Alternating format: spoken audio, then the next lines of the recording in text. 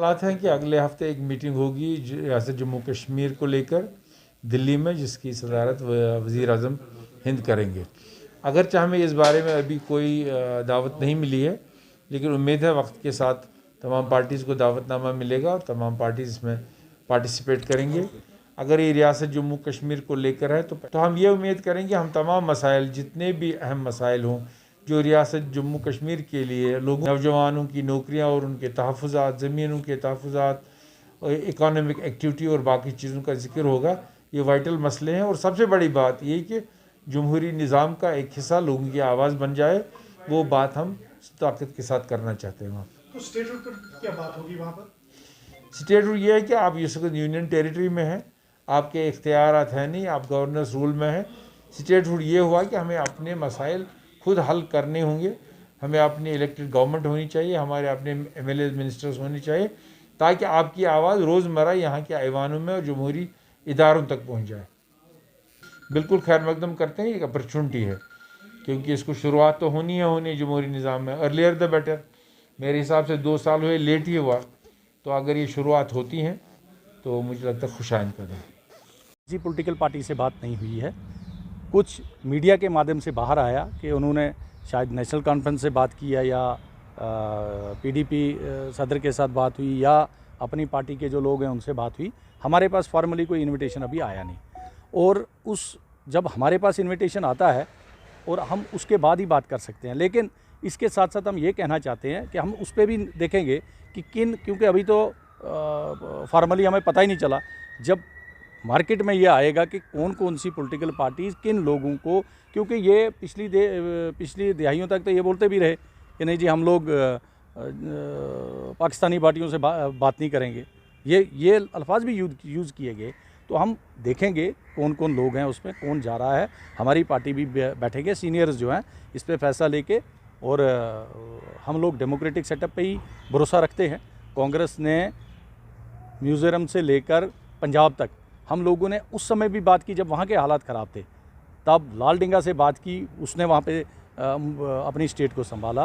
प्रफुल्ल कुमार महंतो से बात की, उसने संभाला। जम्मू कश्मीर, पंजाब में हरचरण सिंह लोंगोवाल से बात हुई, पंजाब में आज हालात ठीक हैं, वहाँ पे डेमोक्रेटिक सेटअप बहाल है। इसी तरह हमने 96 में यहाँ जम्मू कश्मीर में भी एक पीस मार्च करके और यहाँ के उस डेमोक्रेटिक सेटअप में इस स्टेट को लाया था और इलेक्शंस हुए थे, ठीक तरह चल रहे थे।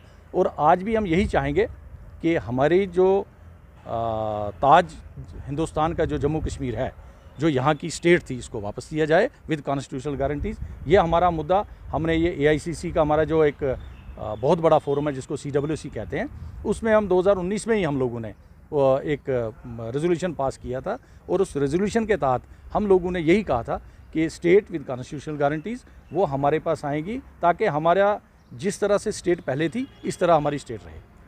देखिए, देश के प्रधानमंत्री ने एक वादा किया कि जब यहाँ 370 पार्लियामेंट हाउस में उठाया गया तो उन्होंने बोला जब हालात ठीक हो जाएंगे हम यहाँ के जो इसको यूनिटरी 2 बनाए थे, एक लद्दाख के एक जम्मू और कश्मीर को, उस टाइम उन्होंने बोला जब भी यहाँ हालात ठीक हो जाएंगे हम वहाँ इलेक्शन भी करेंगे और उसके साथ साथ स्टेटहुड जो है वो वापस करेंगे। हो सकता है उसी बारे में, क्योंकि मीटिंग होगी, डेवलपमेंट के बारे में मीटिंग होगी, बाकी जितने भी बातें स्टेट के अंदर हो रही है उन पर बात होगी, यहाँ के डेवलपमेंट के बारे में बात होगी।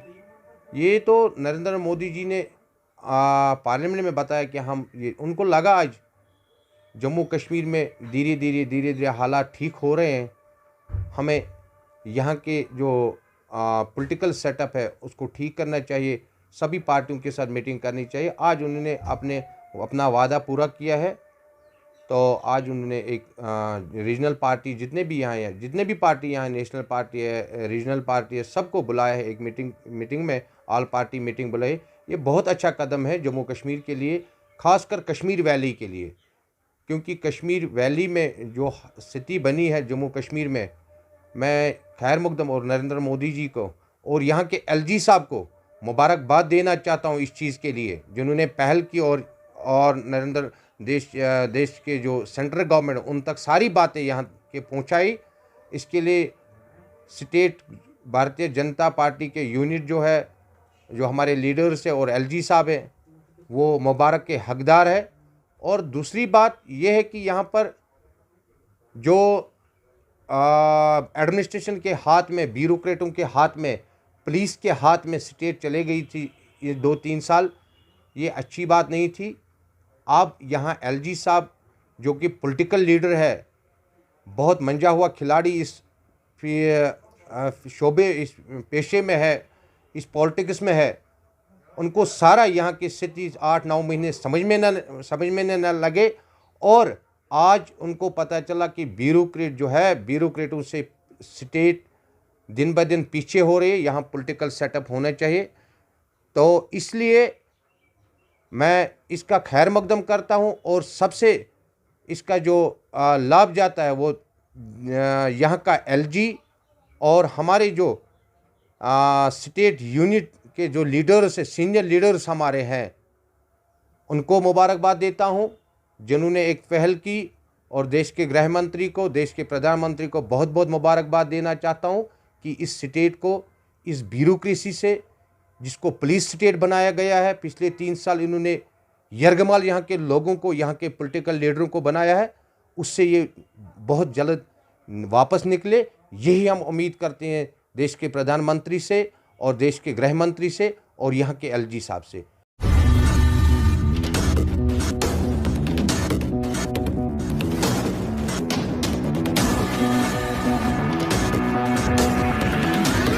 INS. Extremely fearless journalism.